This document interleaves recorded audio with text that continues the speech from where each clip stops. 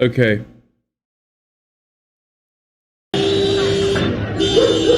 In one of the final acts of its 20-year war in Afghanistan, the United States fired a missile from a drone at a car in Kabul.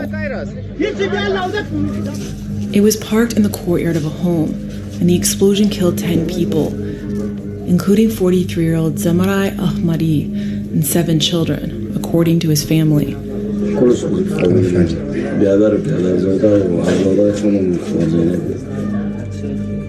The Pentagon claimed that Ahmadi was a facilitator for the Islamic State and that his car was packed with explosives, posing an imminent threat to U.S. troops guarding the evacuation at the Kabul airport. The procedures were correctly followed, and it was a righteous strike.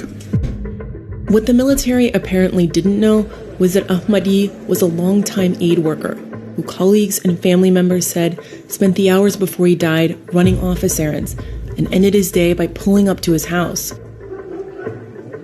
Hey, that's our woke general, by the way. Soon after, his Toyota was hit with a 20-pound Hellfire missile. What was interpreted as a suspicious move. Do you think that the U.S. would just really lie and just kill someone for fun? I think the United States routinely did this, so much so that we just don't care.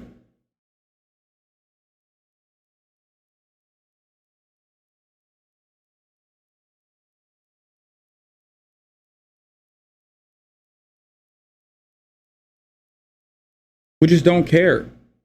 We don't care if the intelligence is fucked up.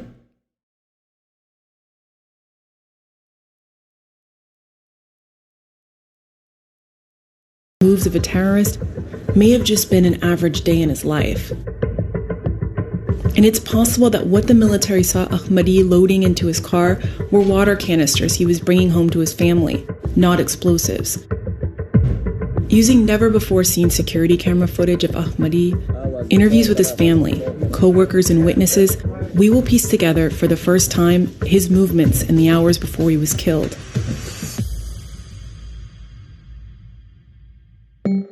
Zamarai Ahmadi was an electrical engineer by training. For 14 years, he had worked for the Kabul office of Dude, it's wild that they fucking brutally murder someone who's an aid worker and their entire family.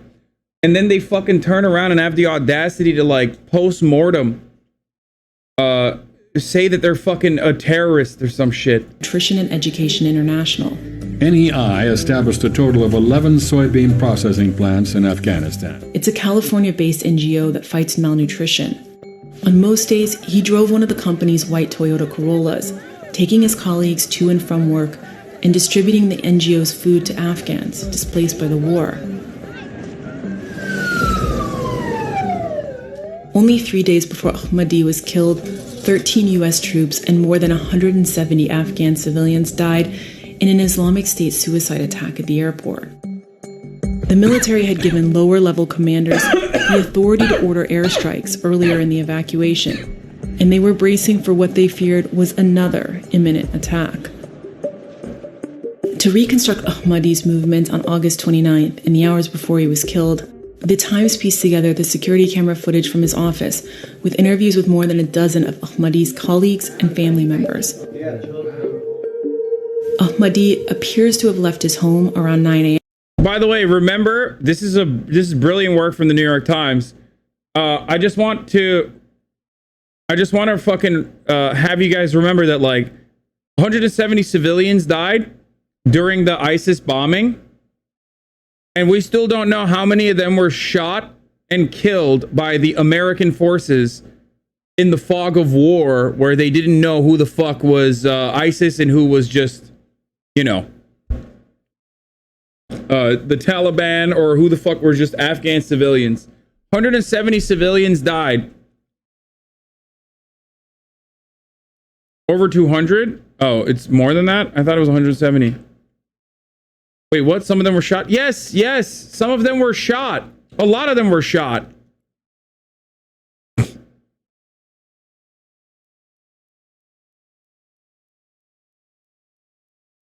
He then picked up a colleague and his boss's laptop near his house. It's around this time that the U.S. military claimed it observed a white sedan leaving an alleged Islamic State safe house around 5 kilometers northwest of the airport. That's why the US military said they tracked Ahmadi's Corolla that day. They also said they intercepted communications from the safe house, instructing the car to make several stops. But every colleague who rode with Ahmadi that day said what the military interpreted as a series of suspicious moves was just a typical day in his life. After Ahmadi picked up another colleague, the three stopped to get breakfast, and at 9:35 a.m., they arrived at the NGO's office. Later that morning, Ahmadi drove some of his coworkers to a Taliban-occupied police station to get permission for future food distribution at a new displacement camp. At around 2 p.m., Ahmadi and his colleagues returned to the office. The security camera footage we obtained from the office is crucial to understanding what happens next. The camera's timestamp is off, but we went to the office and verified the time. We also matched an exact scene from the footage with a timestamped satellite image to confirm it was accurate. At 2:35 p.m., Ahmadi pulls out a hose, and then he and a coworker fill empty containers with water. Earlier that morning, we saw Ahmadi bring these same empty plastic containers to the office. There was a water shortage in his neighborhood, his family said, so he regularly brought water home from the office. What is this? At around 3:38 p.m., a colleague moves Ahmadi's car further into the driveway. A senior U.S. official told us that at roughly the same time, the military saw Ahmadi's car pull into an unknown compound 8 to 12 kilometers southwest of the airport. That overlaps with the location of the NGO's office, which we believe is what the military called an unknown compound. With the workday ending, an employee switched off the office generator, and the feed from the camera ends. We don't have footage of the moments that followed. But it's at this time, the military said, that its drone feed showed 4 men gingerly loading wrapped packages into the car.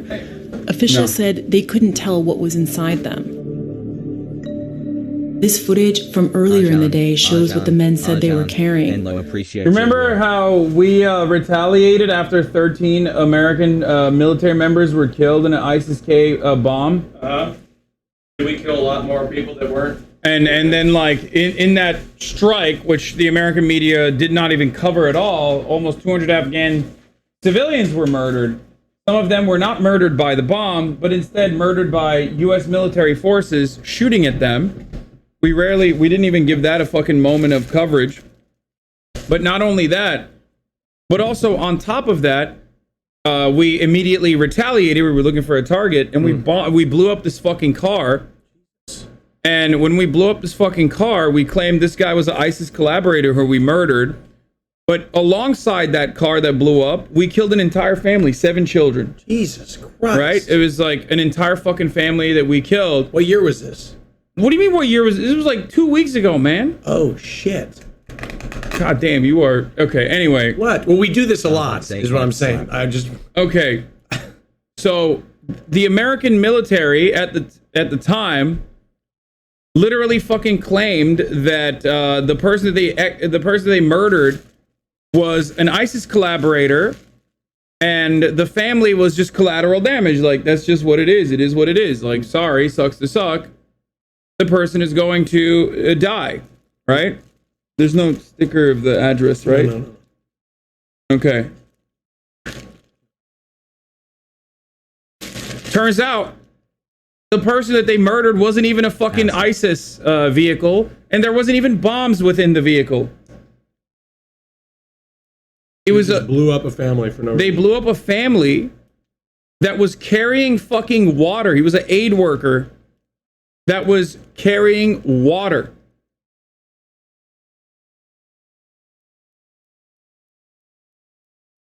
Their laptops, one in a plastic shopping bag. And the only things in the trunk, Ahmadi's coworker said, were the water containers. Ahmadi dropped each one of them off, then drove to his home in a dense neighborhood near the airport. He backed into the home's small courtyard. Children surrounded the car, according to his brother.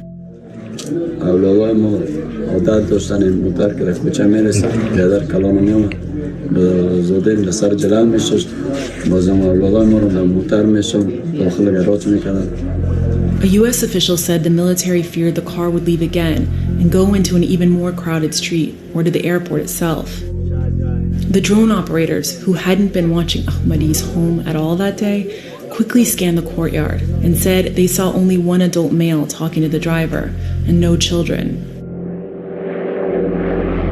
They decided this was the moment to strike.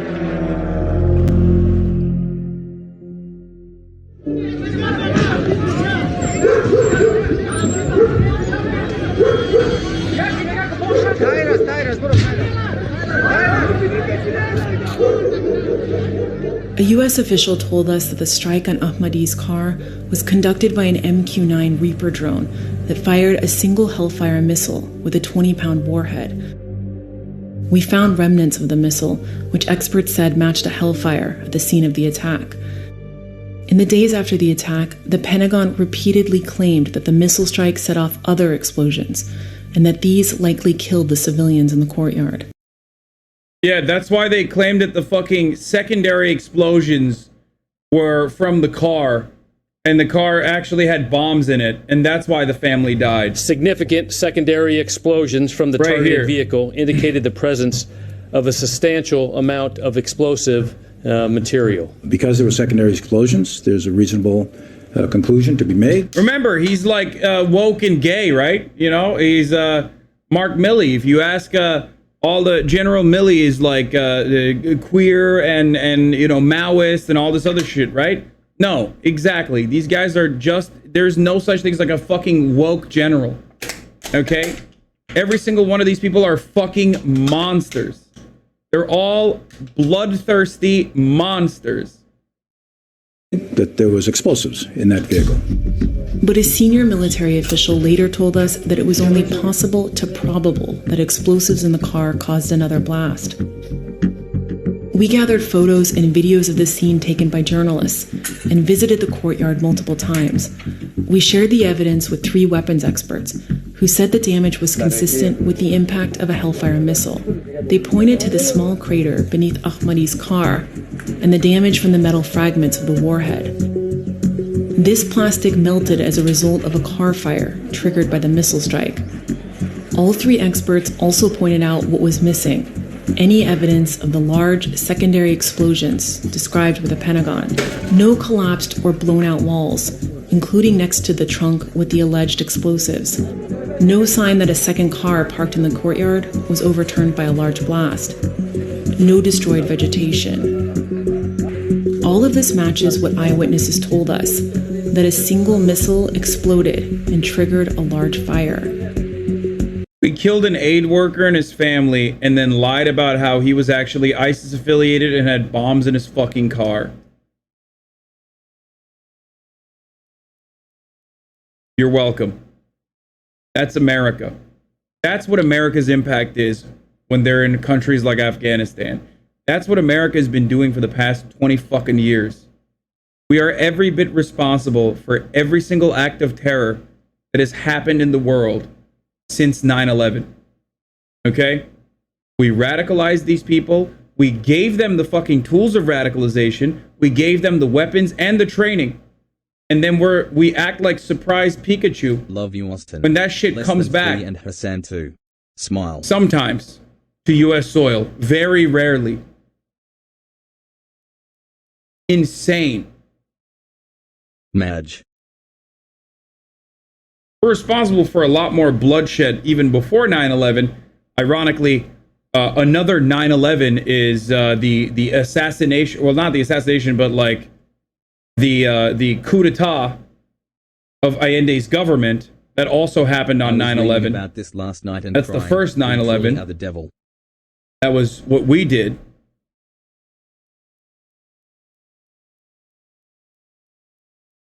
But I'm talking about it from the point of view of, like, you know, 11 months swoop. America's war on terror.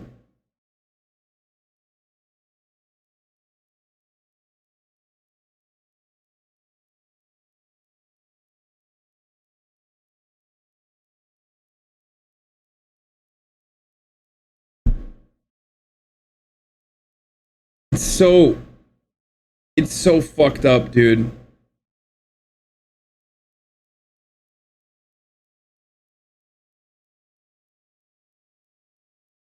It's so incredibly fucked up. There is one final detail visible in the wreckage. Containers, identical to the ones that Ahmadi and his colleague filled with water and loaded into his trunk before heading home.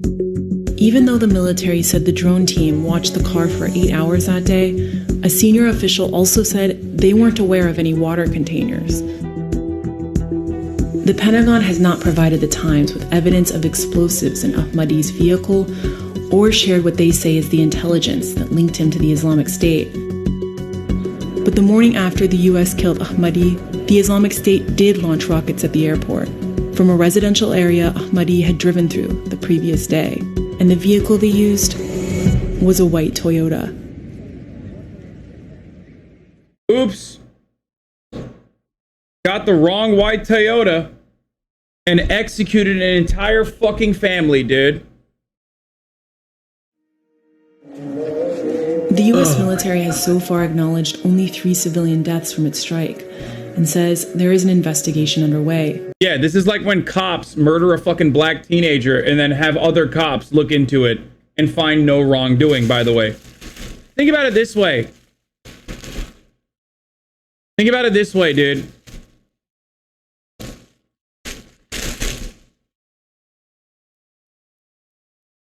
We've been getting away with this shit for so many fucking years. The media is also complicit in this. They rarely ever fucking cover it. We've been doing this for such a long time.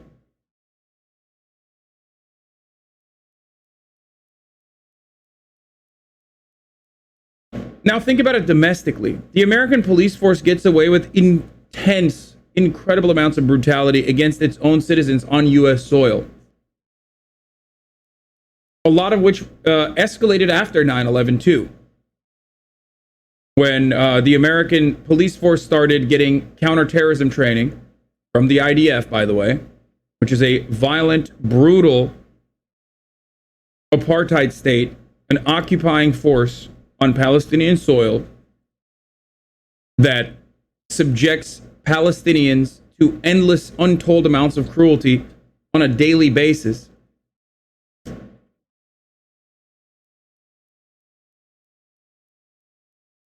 So a country that doesn't treat its own marginalized populations with an ounce of fucking dignity, why the fuck would they ever think twice about bombing the shit out of civilians overseas that are brown?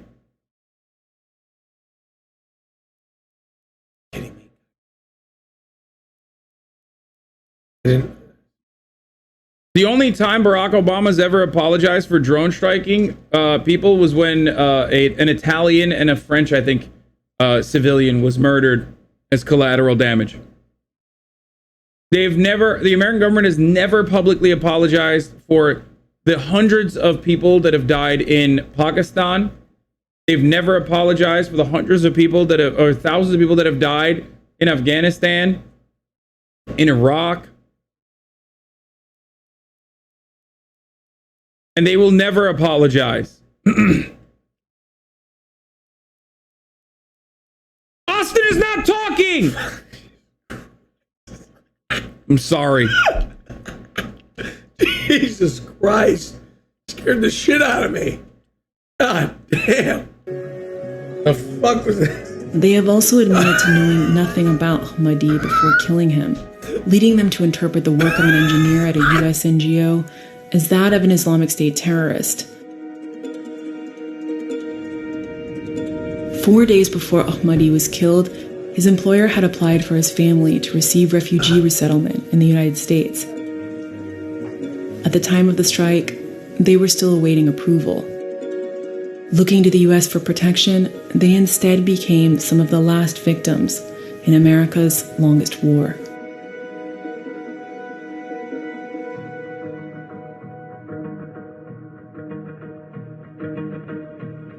Hi, I'm Evan, one of the producers on this story.